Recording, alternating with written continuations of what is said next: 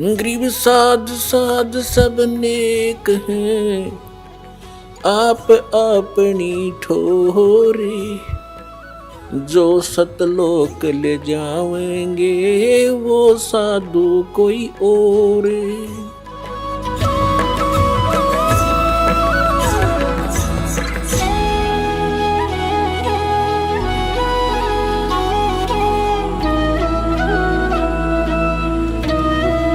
के आधार से परमात्मा कहते हैं, क्या मांगो कुछ थिर न रहाई, देखत नैन चला जग जाई। 1 लख पूत 1.25 लख नाती, उस रावण के दीवान बाती। परमात्मा याद दिलाते हैं, किसी के संतान नहीं है, वो केवल संतान की ही रट लगा रखी है। भगवान संतान दे, भगवान संतान दे। अब उसका दोष भी नहीं बेचारे का, क्योंकि इस काल भगवान ने हमारे अंदर एक ऐसी प्रेरणा बना रखी है, ऐसा समाज बना रखा है कि पुत्र नहीं हुआ, संतान नहीं हुई तो कोई जीवन नहीं मनुष्य का। ये तो बालकों वाली बातें हैं। बिल्कुल काल की प्रेरणा, काल से रंगे हुए व्यक्ति ऐसी बातें करते जिनको ज्ञान नहीं। और जो भक्त हो जाते हैं, जिनको ये ज्ञान हो जाता है, उसके बाद आपकी स्थिति ऐसी हो जानी चाहिए, ज्यों राखे त्यों ही रहूं, हमरा के चारा और खाने जाद खरीद हूं गुलाम तुम्हारा। ज्यों राखो त्यों ही रहूं, जो देवो सो खाऊं। तो परमात्मा की रजा में राजी रहना सीखना पड़ेगा अपने। जिनके यहां संतान नहीं है, तो अब इस परमात्मा के ज्ञान के आधार से वो बहुत ही खुशकिस्मत व्यक्ति है जिनका संतान नहीं है। पुण्यात्माओं, आज तक जो भगत और समाज का जो विरोध रहा, उसका यही कारण रहा है कि समाज की परंपराएं समाज के क्षेत्र की हैं, और भक्तों की भक्ति का जो मार्ग है, भक्ति की जो परंपराएं हैं, वो समाज के बिल्कुल विपरीत होती हैं। जिस कारण से विरोध बन जाता है। जो एक आध बार सत्संग सुनता है तो ये कहता है कि वो तो संतान कोई भी अच्छे नहीं बताता। नहीं, ऐसी कोई बात नहीं। जो ज्ञान है दास वो बता रहा है, और ये ज्ञान है। अभी तक आपने केवल अज्ञान सुना है। अब जैसे एक लेवा एक देवा दूतम, एक समय सुखदेव ऋषि, उसको ज्ञान हुआ, माँ के गर्भ में ही उसको ये चेतना होगी कि ये संसार बहुत भयंकर सथल है, और इसमें बाहर जाते ही ये तीनों गुण, रजगुण ब्रह्मा जी, सतगुण विष्णु, तमगुण शिव जी, इनके तीनों गुणों का प्रभाव जीव को माँ के गर्भ से बाहर जाते ही हो जाता है। माँ के गर्भ में इनका असर नहीं होता। उस समय इस बच्चे को, बेटा या बेटी को, अपने पूर्व जन्म की चिंता का भी चेतना रहती है। आगे उसके प्रारब्ध में के कष्ट आने उसको वो भी याद रहते, और बार बार यही रटना लगाता है कि हे भगवान, आपके ज्ञान को आधार बनाऊंगा, परम संत की खोज करके मैं मोक्ष कराऊंगा। लेकिन सुखदेव ऋषि को ये भी ज्ञान था कि बाहर जाते ही हमें मूर्छित कर दिया जाता, जैसे इंजेक्शन लगा के अचेत कर दिया जाता है इन तीनों गुणों के प्रभाव से। अब जैसे मिर्च का स्वभाव है, जैसे कई अज्ञानी कहते हैं कि ब्रह्मा विष्णु महेश गुण नहीं है, वो तो गुणी है। अरे मिर्च गुणी है, वो गुण तो मिर्चे का है। वो जो मुंह जला दे, आँखें में हाथ लाग जाए तब आँख कुती कंडम हो जाए। तो कहने का भाव ये है कि ब्रह्मा विष्णु महेश को इस काल भगवान ने अपने पुत्रों को एक एक गुण युक्त कर रखा है। जैसे मिर्च को गुणी ऐसे गुण युक्त कर दिया तो उसके अंदर गुण है, वो कहीं रखी रहे। इन तीनों भगवान अपने अपने राजधानियों में रहते हैं, ऊपर के लोक हैं इनके अलग अलग। और वहां से उनसे निकल रही ये रेज किरणें, ये तरंगे तीनों गुणों की, ये हमें प्रभावित करते हैं। अंदर सब चेतना होती है, माँ के गर्भ से बाहर आते ही एकदम बच्चा अचेत हो जाता है, यानी उसको वो याद नहीं रहता तेरे तू कहाँ था, कौन था। सुखदेव ऋषि ने बाहर नहीं, सुखदेव ऋषि माँ के गर्भ से 12 वर्ष बाहर नहीं आया। ब्रह्मा विष्णु महेश ने तीनों ने आके कहा सुखदेव तू बाहर आ जा, और ये मर्यादा भंग मत कर हमारी। 9 महीने के अंदर माँ दुखी हो लेती है गर्भ में, गर्भ के पीरियड में, और तुम 12 वर्ष हो गए, या मर्यादा मत बिगाड़े। तब सुखदेव ऋषि ने कहा भगवान बाहर आते ही आपके तीनों गुण हमें अचेत कर देते हैं, हम भूल जाते हैं उद्देश्य को। आप जी अपने इस त्रिगुणमयी माया को कुछ समय के लिए रोक लो, तब मैं बाहर आऊं। तब उन्होंने कहा भाई ये तो जबरदस्त प्रेशर है, अधिक समय तक हम रोक नहीं सकते। फ्रिक्शन ऑफ सेकंड, यानी पल के भी कुछ हिस्से तक हम इसका इतनी देर रोक सकते हैं। सुखदेव ऋषि ने कहा तुम इतनी देर रोक दो। कहते हैं इतनी देर उन्होंने माया रोकी थी, इतनी देर में मां के गर्भ से बाहर आ गया, वो चले गए। अब सुखदेव ऋषि अपनी और नाल को कमर पे रख के चल पड़ा, कंधे पे। व्यास जी, ऋषि व्यास की पत्नी से उसका जन्म हुआ, तो व्यास जी ने कहा बेटा दर्शन दे, अरे सूरत तो दिखा दे। अपुत्र मोह के अंदर वो बहुत व्याकुल था और कहा तेरा मैंने 12 वर्ष इंतजार किया, पुत्र के दर्शन करूंगा, तो बात तो सुन ले मेरी। तब सुखदेव ऋषि ने कहा था कि एक लेवा एक देवा दूतम, और कोई किसी का पिता नहीं पूतम। ऋषि जी ना जाने कितनी बार तू मेरा बाप बन लिया, और ना जाने कितनी बार मैं तेरा बाप बन लिया। या बूंदी बीमारी है, मेरा रोग कट दे। ऐसे मुड़ के नहीं देख रहा, चलता चलता बातें कर रहा है। एक लेवा एक देवा दूतम, और कोई किसी का पिता नहीं पूतम। ये ऋण संबंध जुड़ा एक ठाठा, अंत में सब 12 बाटा।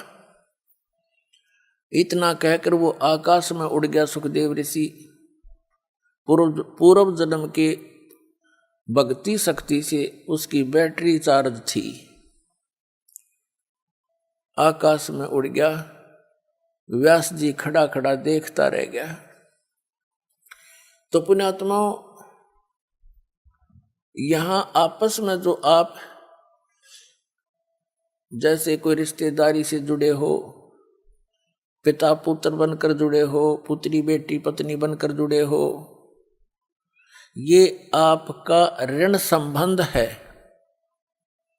पिछला संस्कार है। कोई लेने आ रहा है अपने कर्जा, कोई देने आ रहा है। एक लड़का इतना लायक है, अपनी कमाई करता है, मजदूरी मेहनत जो भी करता है, और पिताजी शराब पीता है, तो वो पिता उस बालक से पिछले जन्म का कोई ऋण ले रहा है।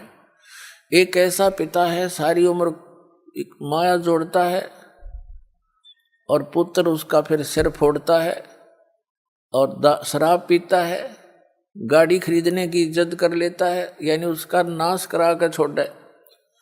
तो कहने का भाव ये है, एक लेवा एक देवा दूतम, कोई किसी का पिता नहीं पूतम। ऋण संबंध जुड़ा एक ठाठा, अंत में सब 12 बाटा।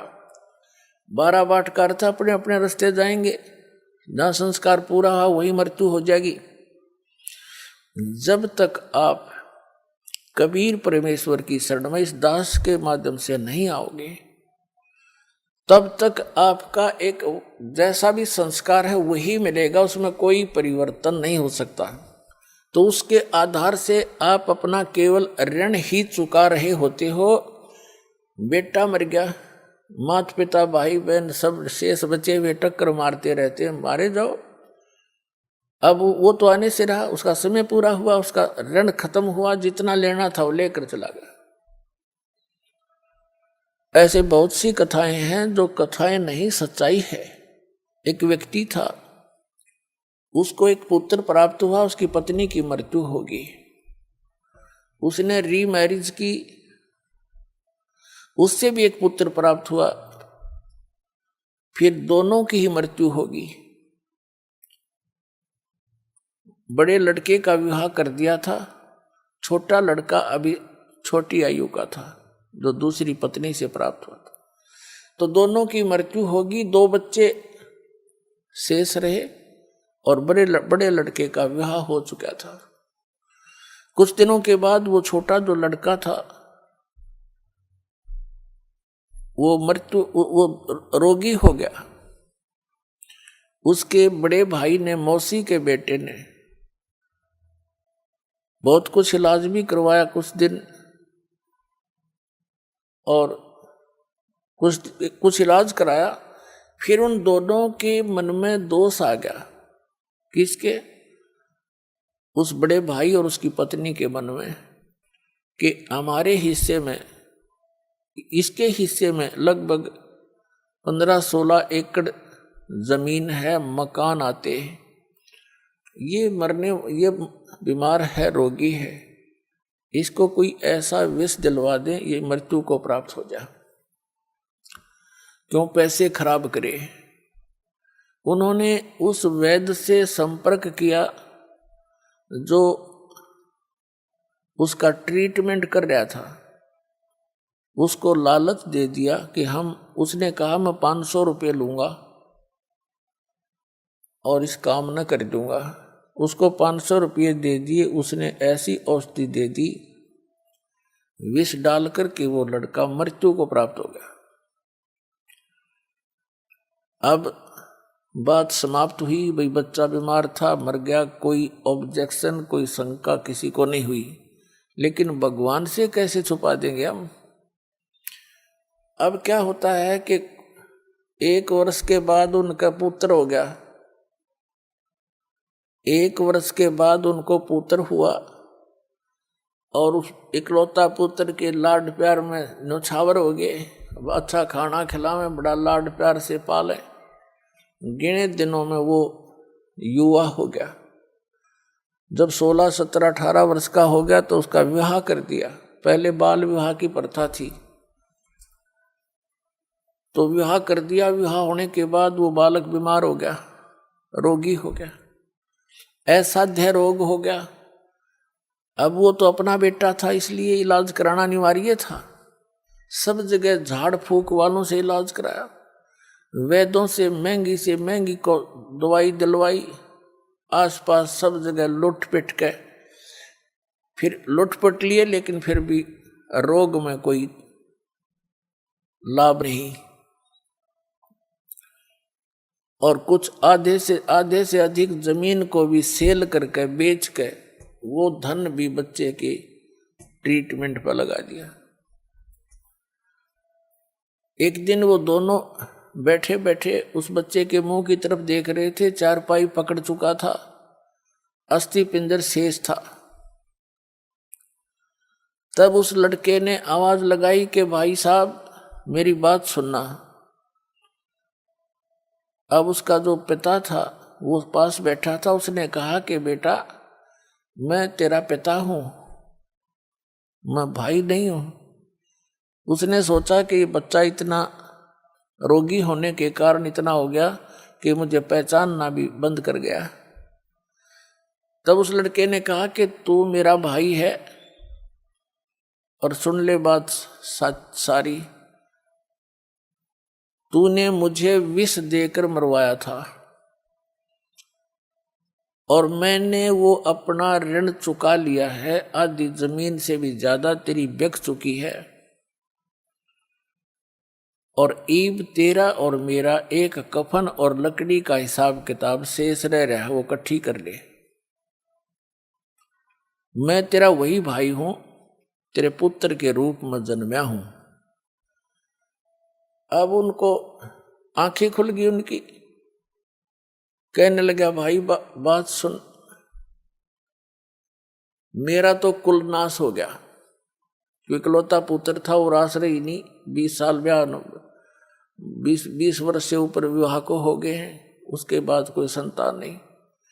मैंने तो जैसा किया था मेरे को परिणाम मिल गया, मिलना चाहिए था मेरे जैसे नीच ने। पर भाई एक बात और बता दे, इस जो लड़की तेरे विवाही आई है इसका के दोष है? अब उस समय सती प्रथा थी, पति मरने के बाद उसकी पत्नी को जीवित जलाया जाता था लकड़ियों में। तब उसने कहा, पूछा कि इस लड़की का क्या दोष है जो तेरी पत्नी है? तब उस लड़के ने बताया कि वो वैद्य कहाँ है जिसने मुझे जहर दिया था, विष दिया था। उन्होंने बताया कि आपकी मृत्यु के 2-3 वर्ष बाद उसकी मृत्यु हो गई थी। उस लड़के ने बताया कि ये मेरी पत्नी वो वैद्य है, इस दुष्ट को अब सजा मिलेगी, यूं कहकर वो प्राण त्याग गया। पुण्यात्माओं, ये 100 की 100 सत्य बातें हैं, क्योंकि जब तक हमें परमात्मा का डर नहीं होता हम इनको कान्ना पर टाल देते हैं। कोई ये क्या सोचता है कि वैसे कथाएं नहीं। कबीर साहब कहते हैं, तुमने उस दरगाह का मैल नहीं देखा, धर्मराज के तिल तिल का लेखा। तो कहने का भाव ये है पुण्यात्माओं, फिर भी जो भी आपका ऋण संबंध जुड़ा है, परिवार है, बेटा है, बेटी है, माता पिता, भाई बहन है, अब इस ऋण को हमारे लिए तो ये भारी बात है।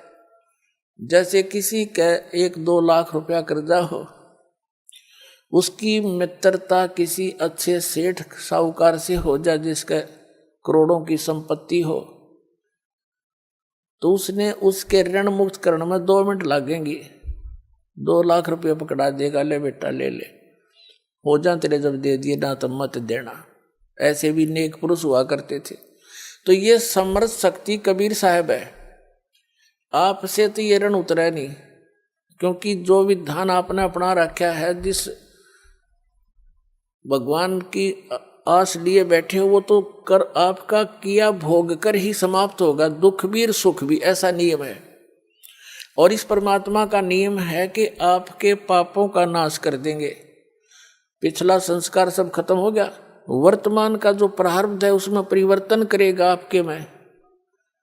आपके बच्चों को अपने कोटे से धन देगा, आपको प्यार दिलाएगा उनसे, क्योंकि बच्चों को ऐसा ज्ञान दे दिया जाएगा।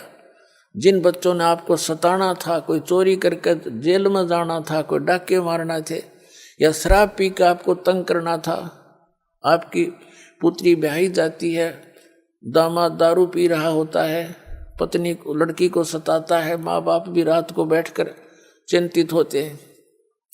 तो ये सब समस्याओं का समाधान, ये संस्कार आपके परमात्मा कबीर जी बदल देगा, तो आपका जीवन सुखी होगा।